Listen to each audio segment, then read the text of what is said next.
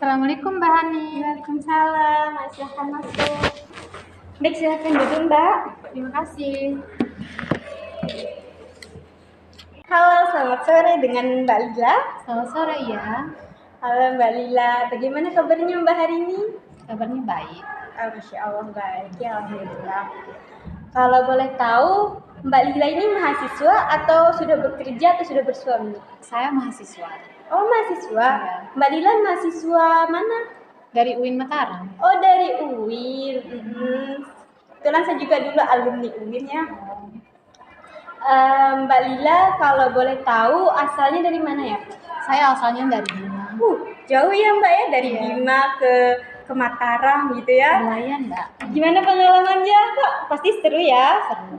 Pasti tambah banyak nih temennya, ada yang dari Mataram, Lombok Barat, Lombok Tengah, pasti seru banget kan? Mbak Lila, kalau boleh tahu hobinya Mbak Lila apa ya? Kalau hobi saya kurang ya. Tergantung mood saya kalau hobi itu. Lagi pengen aja gitu. Udah. Oh, jadi hobinya Mbak Lila tergantung mood gitu. Oke. Mbak Lila tadi kesini sama siapa ya? Sendiri. Oh, Mbak Lila sendiri. Mbak Lila sebelumnya pernah ikut sesi konseling atau pernah baca mengenai konseling atau pernah dengar konseling itu apa? Kalau ke konseling saya belum pernah, baru sekali ini kan. Kalau baca-baca cuman dari Google itu aja. Tadi berarti Mbak Lila dapat info tentang saya ini dari mana? Soalnya kan ini saya membuka buat membuka konselor gitu. Oh, kalau itu dari teman saya, ada teman sekelas saya. Oh, teman kelasnya bilang ini ada nih konselor dari ini gitu. Ya. Oke, baik. Sebelum kita masuk ke sesi konselingnya, saya mau menjelaskan ini tiga asas dari konselor. Yang pertama ada asas kerahasiaan, di mana nanti asas kerahasiaan ini masalah Mbak Lila hanya diketahui oleh saya dan Mbaknya sendiri. Yang kedua ada asas keterbukaan. Nanti Mbak Lila ngomongnya terbuka aja langsung, nggak ada yang dipendam gitu. Yang ketiga ada asas kesukarelaan. Mbak Lila datang ke konselor ini ada paksaan nggak dari orang atau ada tuntutan dari orang atau memang asalnya dari Mbak Lila sendiri yang mau. Sebelumnya posisi duduk kita udah buat Mbak Lila nyaman atau belum? Kurang nyaman. Oh ya udah, sekarang diperbaiki. Gimana deh, nyaman? Sekarang udah nyaman. Oke, baik Mbak Lila. Jadi sebelum kita mulai konseling, alangkah baiknya kita buka konseling kita dengan sama-sama berdoa ya, membaca Al-Basmalah. Sekarang saya yang memimpin. Sebelum kita mulai konseling kita pada siang hari ini, mari kita berdoa mulai. Bismillahirrahmanirrahim. Alhamdulillahirabbil alamin, arrahmanirrahim, maliki yaumiddin, iyyaka na'budu wa iyyaka nasta'in, ihdinas siratal mustaqim, siratal ladzina an'amta 'alaihim ghairil maghdubi 'alaihim waladdallin. Oke, Mbak Lila, kalau boleh tahu permasalahan apa yang buat Mbak Lila sampai ingin menemui konselor? Kalau bisa diceritakan silakan. Jadi gini Mbak, dulu itu saya punya cowok, kita udah pacaran lama, 2 tahun lah. Tapi cowok saya ini toksik, dia sering minta-minta gitu. Tapi hubungan kita ini nggak direstui sama orang tua saya. Kalau kita ketemu pasti kita ketemunya di luar tapi tanpa sepengetahuan orang tua saya. Kalau ditahu sama orang tua saya pasti saya diomelin sama ibu saya, sama bapak saya. Jadi saya di situ gimana ya? Kalau diomelin sama ibu sama bapak saya, habis saya ketemu sama cowok ini, pasti saya pusing mau ngurung diri gitu. Kayak itu dah Mbak. Mbak Lila pertama kali kenal sama cowok ini di mana? Terus lewat mana? Dulu kan masih zaman-zaman FB ya, belum ada Instagram itu dah. Oke. Ada mungkin tapi tidak tahu saya. Di situ pas SMA kelas 3. 3 SMA. Oke. 3 SMP. 3 SMP. 3 SMP. Iya, kita pacaran mulai dari kelas 3 SMP. Tapi di situ biasa-biasa aja, belum kelihatan toksiknya. Mm-mm. Berarti toksiknya mantannya Mbak Lila ini mulai kelihatan pas dari kelas berapa atau usia hubungannya dari usia berapa? Mau 2 tahun. Oh berarti pas udah akhir-akhir udah lama nih udah langgeng baru mulai kelihatan. kelas SMA kelas 1 udah dia kelihatan toksiknya. Oh. Di situ cowok saya dia kelihatan toksik karena di situ dia udah makin narkoba, udah judi. Makanya dia sering minta-minta ke saya. Tuh. Selain toksik yang seperti minta-minta atau memeras Mbak Lila lah ya dalam tanda kasarnya, toksik apa lagi yang dilakukan sama pasangannya Mbak Lila selain itu? Itu aja sih Mbak, dia sering minta-minta. Oke. Pernah nggak pacarnya Mbak Lila ini ngomong kasar atau melakukan kekerasan sama Mbak Lila? Kalau kekerasan dia enggak, cuman dia kasar ngomongnya itu. Kalau saya nggak tepati apa yang dia mau itu, makanya dia kasar. Gitu. Berarti kalau pacarnya Mbak Lila nggak diikuti nih kemauannya, terus di sana dia ngelakuin kekerasan atau maksudnya ngomong kasar gitu? Dia. Oh gitu. Kalau boleh tahu Mbak Lila sama pacar mantannya ini tinggal satu desa atau berbeda desa? Nah itu Mbak. Aku sama cowokku ini satu desa. Makanya kalau kita ketemu tuh susah. Terus saya takut dia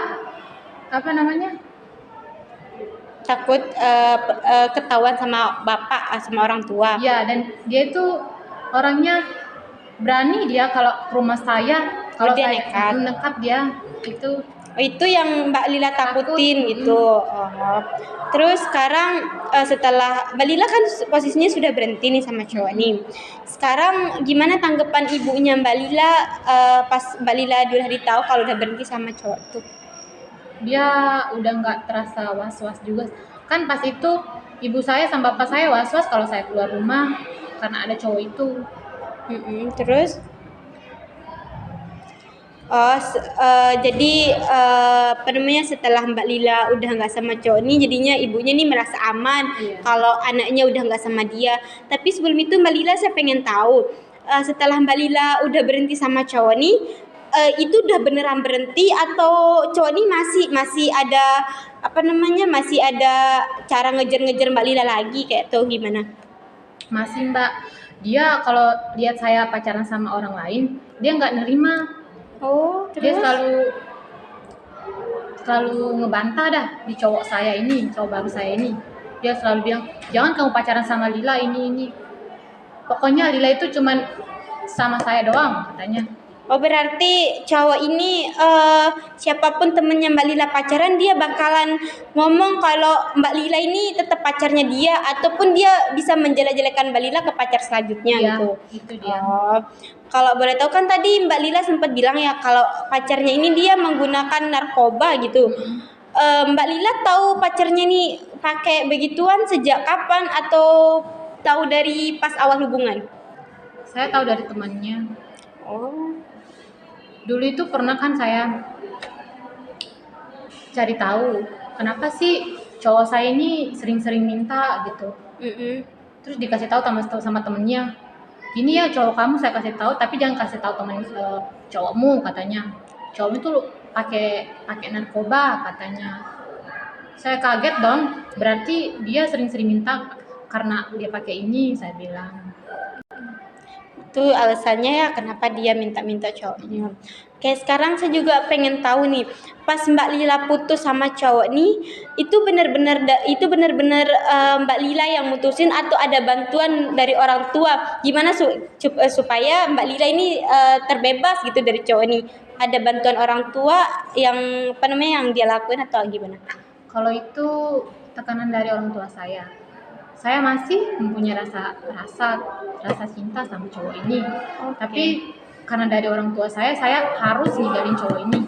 Tapi tetap kita ketemu sekali-sekali gitu, nggak terlalu kayak dulu gitu. Oke. Sekarang sampai sekarang masih sering ketemu atau udah nggak pernah sama sekali? Udah nggak pernah sama sekali, soalnya cowok itu sekarang itu dia udah nikah. Oh, udah nikah. Oke, udah nikah. Sebelumnya Mbak Lila, saya boleh tahu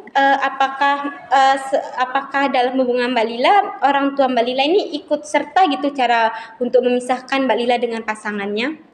Sering, Mbak. Dulu tuh dia kan sering ambil HP saya, cengin saya, sering bapak saya lapor, tapi di situ dia masih umur 18-an dah. Kan di situ belum bisa ini kan, baru bisa di rehab itu aja. Kemarin pas 2023 dia udah umur 20 tahun kayaknya.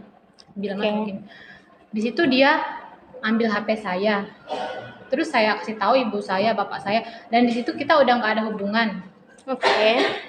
Dia ambil HP saya, terus dia udah tahu mungkin dia kemana. Saya kasih tahu ibu saya, terus ibu saya di situ saya punya kakak polisi. Ibu saya kasih tahu dah kakak saya ini gini HP-nya Dila diambil sama cowok ini. Terus dicari dah dia sama polisi ini, gimana dia ini gitu. Terus paginya dia udah ditangkap di Polres Montan namanya itu. Di situ dia direhab dulu. Terus lusanya dia dibawa ke Polres Bima. Oh, berarti orang tua Mbak Lila ikut serta ya dengan cara ini melaporkan kasus mantannya Mbak Lila. Iya, Mbak. Oke, terus Mbak Lila? Ada hal enggak yang sampai sekarang membuat Mbak Lila masih gregetan gitu sama mantan Mbak Lila ini? Kalau gregetan saya enggak, karena di situ kan saya juga yang mau kan dulu, tapi kalau sekarang enggak saya. Misalkan nih kalau sekarang Mbak Lila ketemu lagi sama cowok nih, Mbak Lila bakalan ngelakuin apa? Enggak, saya mau lihat cowok itu. Oh, berarti udah kalau pengen disingkirkan ya. Kalau saya lihat cowok itu kayak apa sih, kok bisa saya sama cowok ini dulu gitu. Terus Mbak Lila kayak trauma gitu kalau saya lihat dia. Oh, jadi Mbak Lila trauma nih atas kejadian yang menimpa masa lalu Mbak Lila. Seperti kan di sana Mbak Lila bilang kalau Mbak Lila sering diporotin gitu, dia juga sering pakai narkoba gitu kan, itu yang membuat Mbak Lila trauma. Oke. Sekarang saya tuh takut kenal cowok karena trauma saya pada masa lalu, takut kenal cowok sekarang. Oh, jadi ketraumaan Mbak Lila nih yang membuat Mbak Lila sampai datang menemui saya gitu. Saya mau minta sama kedatangan saya di sini, saya mau minta tolong sama ibu, gimana saya caranya menghilangkan rasa trauma saya terhadap mantan saya dulu. Oke Mbak Lila, dari apa yang Mbak Lila ceritakan tadi, saya dapat menyimpulkan kalau Mbak Lila ini benar-benar masih trauma sama masa lalunya. Mbak Lila masih pengen gitu bahagia ke depannya gitu. Mbak Lila pengen gimana sih caranya masa lalu itu tidak berdampak lagi ke masa depanku gitu. Oke Mbak Lila. Sebenarnya langkah awal yang Mbak Lila ambil itu sudah tepat sekali. Mbak Lila sudah berani keluar dari hubungan toksik tersebut. Dan langkah kedua dari saya yaitu Mbak Lila cukup melakukan hal apa yang membuat Mbak Lila senang. Mbak Lila melakukan aktivitas yang bermanfaat, Mbak Lila melakukan hal-hal yang berguna gitu, seperti misal Mbak Lila lebih rajin olahraga biar kesehatannya Mbak Lila tetap terjaga gitu, karena olahraga juga kan bagus nih buat kesehatan mental. Terus sekarang saya bertanya lagi nih, Mbak Lila masih di dalam lubuk hati Mbak Lila yang paling dalam, Mbak Lila masih punya rasa sakit hati atau kecewa atau ada hal yang belum bisa Mbak Lila maafkan dari mantannya Mbak Lila? Masih saya kecewa sama Mbak. Oke. Tahap selanjutnya sini saya akan melakukan relaksasi Mbak Lila. Jadi nanti Mbak Lila silakan pejamkan mata. Nanti Mbak Lila cukup ikuti instruksi dari saya ya. Oke. Silakan sekarang Mbak Lila tutup mata. Mbak Lila cukup dengarkan saya. Mbak Lila jangan ngomong apa-apa. Oke, sekarang saya akan lakukan proses relaksasi. Sekarang Mbak Lila tenang, setenang-tenang mungkin. Mbak Lila sampai merasa benar-benar tenang. Sekarang ikutin instruksi dari saya. Mbak Lila tarik nafas, buang, tarik nafas lagi, buang nafas, tarik nafas lagi, buang nafas. Sampai benar-benar merasa tenang. Diulangi sendiri ya, sampai instruksi dari saya selanjutnya.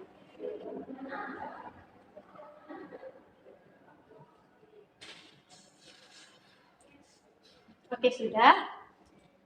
Sekarang Mbak Lila bayangin, Mbak Lila ada pada situasi yang dulu yang buat Mbak Lila trauma. Mbak Lila ketemu sama mantan Mbak Lila yang membuat Mbak Lila sampai sekarang merasa ketraumaan itu. Mbak Lila coba ngomong sama dia. Mbak Lila sampaikan apa yang ingin Mbak Lila sampaikan dalam hati Mbak. Silakan sampaikan.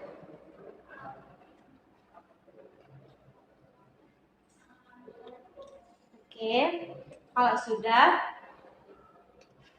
Mbak Lila bilang sama cowok itu, Mbak Lila bakalan gak pernah ketemu lagi sama cowok itu di versi manapun. Mbak Lila udah ikhlaskan semuanya. Mbak Lila sudah memaafkan semua perilakunya. Mbak Lila sudah mengampuni semua kesalahannya sama Mbak Lila. Oke, sampai Mbak Lila benar-benar tenang. Maafkan dia. Mari membuka lembaran baru. Mari menjadi orang yang lebih baik lagi. Sudah, pengalaman yang dulu sudah cukup sampai situ aja. Nggak usah dibawa ke masa depan. Mbak Lila maafkan dia. Mbak Lila fokus lagi. Fokus. Ngomong sama dia. Apapun yang ingin Mbak Lila bilang.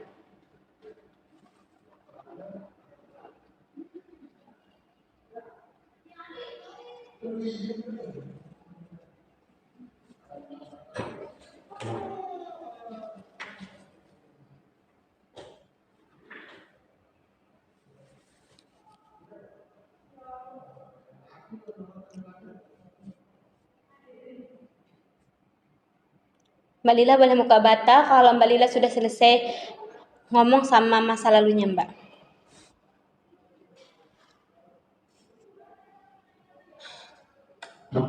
Gimana? Tenang.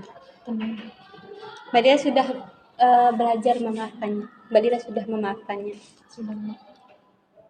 Jadi nanti kalau Mbak Lila mendapatkan cowok yang ranahnya ke toksik, Mbak Lila langsung cut aja, langsung hindari.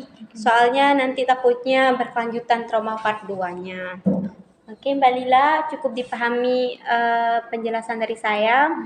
Tadi kan setelah melakukan relaksasi, Mbak Lila merasakan tenang. Mungkin itu aja ya sesi konseling kita pada siang hari ini. Terima kasih Mbak Lila. Semoga apa yang saya berikan tadi bisa Mbak Lila jadikan motivasi, Mbak Lila jadikan semangat lagi buat kedepannya. Baik Mbak Lila, untuk lebih barokahnya kegiatan kita pada siang hari ini, untuk itu mari kita sama-sama melafazkan hamdalah. Alhamdulillahirrabbilalamin. Oke, terima kasih Mbak Lila. Sampai ketemu lagi.